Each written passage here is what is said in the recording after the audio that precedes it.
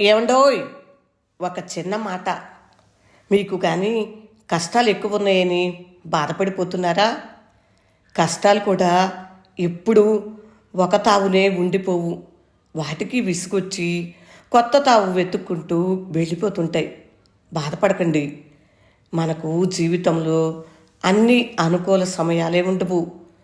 కొన్ని సమయాలు పాజిటివ్గా ఉంటాయి, కొన్ని సమయాలు నెగిటివ్గా ఉంటాయి. మనమేం చేయాలంటే మనకు నచ్చిన టైం కోసం ఎదురు చూడటమే. జీవితంలో ఎన్నో పరీక్షలు ఉంటాయి. ఆ పరీక్షలు ఎదుర్కోవటానికి మనకి ఎవరు తర్ఫీదునివ్వరు. ఈ పరీక్షలు ఇలా ఉంటాయని పాఠాలు కూడా ఏమీ ఉండవు.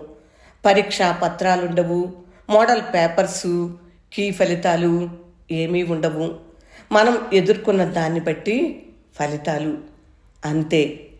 కలకాలం ఉండవులే కన్నీళ్ళు, కలలైనా కలతైనా కొన్నాళ్ళు. ఇలా పాడుకుంటూ జీవితం కొనసాగించటమే. కష్టాలకు ఎదురీది వెళ్ళాలి అంటారు. అంతే కదా. ఎదురీతలోనే మన బలం ఏంటో, తెలివితేటలేంటో మనకి తెలిసి వస్తాయి. ధైర్యంగా ఉండండి.